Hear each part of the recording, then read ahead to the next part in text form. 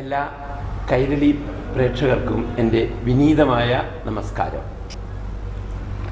Sir, ഓണത്തെക്കുറിച്ച് പറയുമ്പോൾ സാറിന്റെ മനസ്സിൽ ആദ്യം വരുന്നത് എന്താണ് സർ? ആദ്യം വരുന്ന പല സംഭവങ്ങളുണ്ട്, ഒരെണ്ണല്ല. ഓണപ്പൂക്കളം. പിന്നെ തൃശ്ശൂർക്കാരനായ എനിക്ക് എപ്പോഴും മറക്കാൻ പറ്റാത്ത പുലിക്കളിയാണല്ലോ, അപ്പൊ അതും പെട്ടെന്ന് തന്നെ ഓർമ്മയിൽ വരുന്നു. അതെ. പിന്നെ സാർ കൂടുതലായിട്ടും ഓണം എവിടെയാണ് കൂടാറ്? നാട്ടിലാണോ ഉണ്ടാവാറ്? അതോ അങ്ങനെ പറയാൻ പറ്റില്ല, കാരണം ഞാൻ ഈ നമ്മുടെ ബിസിനസ് മുഴുവനും ഗൾഫിലായതുകൊണ്ട് ഗൾഫിൽ മുഴുവനും പോകുന്നുണ്ട്. ചിലപ്പോൾ ദുബായ്, ചിലപ്പോൾ മസ്കറ്റ്, റിയാദ്, അങ്ങനെയാണ് ഓണം. ഇന്ന ദിക്കിലെന്ന് പറയാൻ പറ്റില്ല. ഇവിടെ ഞങ്ങളെ ഒരു ഇന്റർവ്യൂ നടന്നുകൊണ്ടിരിക്കുകയാണ് കേട്ടോ. ഇത്തിരി കുറച്ചു നേരം ഒന്നും ഇരിക്കേണ്ടതായിട്ട് വന്നേക്കും. അല്ല, അപ്പൊ സാറേ ഞാൻ താഴെ ചോദിച്ചു.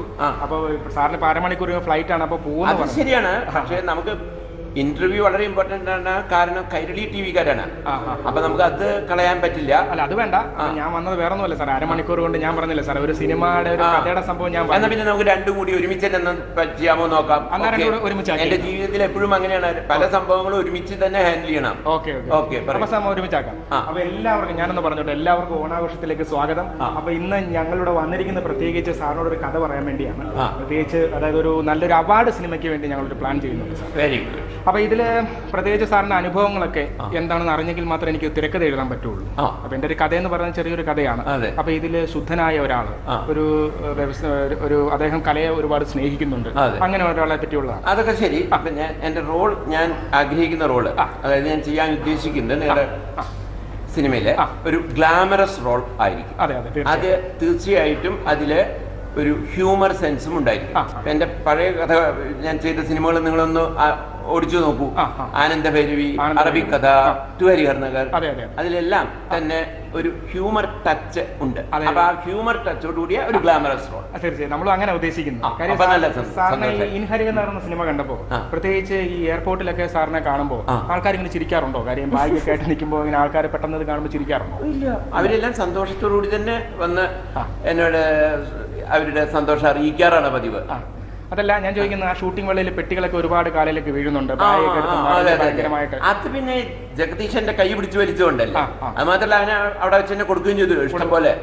ദ മോസ്റ്റ് ഇറസ്പോൺസിബിൾ ഫൂൾ എന്നാണ് വിളിച്ചല്ലോ ഞാൻ. അതോടുകൂടിയിട്ട് അവനെ മതിയായിട്ടുണ്ട്. അല്ല സാർ, ആ സിനിമയിൽ വളരെയധികം ചിരിക്കുന്ന ഒരു സീനാണ്. പ്രത്യേകിച്ച് സാറിനെ ആദ്യം ജഗദീഷായിട്ട് കാണുമ്പോൾ അയ്യോ ഇത് നമ്മുടെ മറ്റേ ആളല്ലേ എന്നൊക്കെ സാറിന്റെ അടുത്ത് പറയുന്നത്. അതാണ് സങ്കടം. അതായത് ഇതുവരെ ഇത്രയും എഡ്യൂക്കേറ്റഡ് ആയി ഇംഗ്ലീഷ് പ്രൊഫസർ എന്നോ മറ്റോ പറയുന്ന ജഗദീഷിന് ഈ 3 അക്ഷരം ഒരുമിച്ച്, കൂട്ടക്ഷരം ഒരുമിച്ച് പറയാൻ പറ്റുന്നില്ല. വിശ്വസ്ത സ്ഥാപനം, ജനകോടികളുടെ വിശ്വസ്ത സ്ഥാപനം, ശ്വസ്ത സ്ഥ 3 എണ്ണം ഒരുമിച്ച് വരുന്നോണ്ട് അവന് പോലും പറയാൻ പറ്റുന്നില്ല. വെച്ചാൽ എന്താ ചെയ്യാൻ?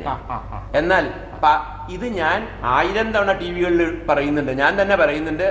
അറ്റ്ലസ് ജ്വല്ലറി ജനകോടികളുടെ വിശ്വസ സ്ഥാപനം. ഇത് പറയാൻ എന്താ വിഷമല്ലേ? അവൻ അതിനെ ഇട്ട് ട്വിസ്റ്റ് ചെയ്തപ്പോഴാണ് എനിക്ക് വിഷമം തോന്നിയത്. സാറത് സിമ്പിൾ ആയിട്ട് പറഞ്ഞു വിശ്വസ്ത സ്ഥാപനം, പക്ഷെ ഇത് പറഞ്ഞ പലരുടെ പല്ലൊക്കെ തെറിച്ച് പോയിട്ട് ഭയങ്കരമായിട്ട് അബദ്ധങ്ങൾ. കാര്യം പ്രത്യേകിച്ച് അങ്ങനെ മിമിക്രിക്കാരൊക്കെ സ്റ്റേജ് ചെയ്യുമ്പോൾ കാര്യം സാറിന്റെ സൗണ്ടൊക്കെ ആയിരിക്കും കറക്റ്റ് ആണ്, പക്ഷേ വിശ്വസ്ത എന്നുള്ള സാധനം കിട്ടാൻ ഇച്ചിരി പാടാണ്. പ്രത്യേകിച്ച് ഈ പല്ലിന് എയറുള്ളവരാണെങ്കിൽ ഇത് കിടത്ത് കഴിക്കും. അത് ശരിയാണ്. പക്ഷെ ഇത് മിമിക്രിക്കാർക്ക് മാത്രമല്ല, ഈ സ്കൂളിലത്തെ കുട്ടികള് അവരുടെ ഈ കോമ്പറ്റീഷൻസ് ഒക്കെ ഉണ്ടല്ലോ, എന്താ യുവജനോത്സവം, അതിനൊക്കെ 2-3 കൊല്ലങ്ങളിലെങ്കിലും എനിക്ക് സന്തോഷമുണ്ട്. ഈ രാമചന്ദ്രനെ ഇമിറ്റേറ്റ് ചെയ്തത്, ഈ മിമിക്രി ചെയ്തവർക്കാണ് പ്രൈസ് കിട്ടിയത്. തീർച്ചയായിട്ടും. അതെ. പിന്നെ സാറേ ഞാൻ ചോദിക്കുന്നത്, ഇപ്പൊ ഒരുപാട് സ്റ്റേജ് ഷോയ്ക്കൊക്കെ വരുമ്പോൾ സാറ് എപ്പോഴും ഇങ്ങനെ ഫ്രണ്ട് നിരയിൽ തന്നെ കാണും. നമ്മൾ സെൽഫി ഷോയ്ക്കൊക്കെ വരുമ്പോൾ സാറ് കാണും. പക്ഷെ ഇത്രയും തിരക്കുള്ള ഒരാൾ, ബിസിനസ്സും അങ്ങനെ ഇതുമായിട്ടൊക്കെ മുമ്പോട്ട് പോകുന്ന ഒരാൾ, എപ്പോൾ നോക്കിയാലും ഒരേ ഫേസ് ആണ്. അതായത് എപ്പോഴും പുഞ്ചിരിച്ചുകൊണ്ട് മാത്രമേ സാറിനെ കണ്ടിട്ടുള്ളൂ. എന്താണ് അതിന്റെ രഹസ്യം? എന്താണ്? എല്ലാവരുടെയും ലോകത്തിലെ മനസ്സിലെ സങ്കടങ്ങൾ ധാരാളമുണ്ട്. ഈ ലോകത്തിൽ ഇന്ന് ഒരാളും പറയാൻ പറ്റില്ല I am very happy because എനിക്കെല്ലാം ജീവിതത്തിൽ തികഞ്ഞു എന്ന് പറയാൻ പറ്റില്ല.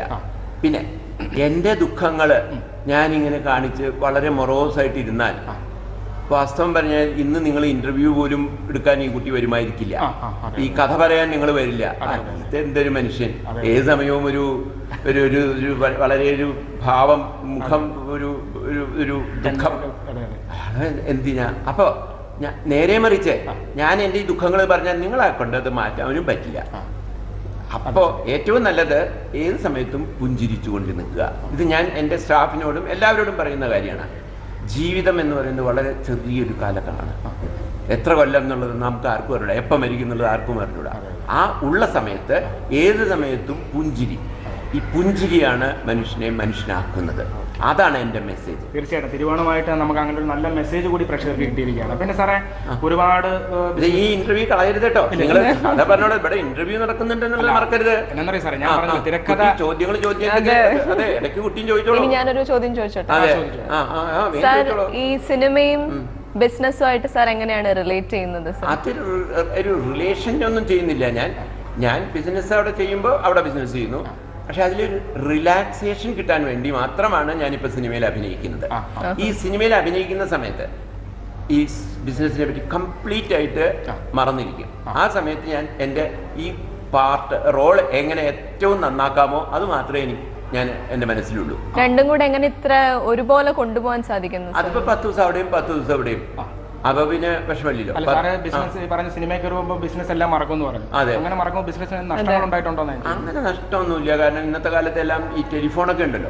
അപ്പൊ അത്യാവശ്യ കാര്യങ്ങൾ എപ്പോഴും ടെലിഫോണിൽ കൂടെ നമ്മൾ നടത്തിക്കൊള്ളു.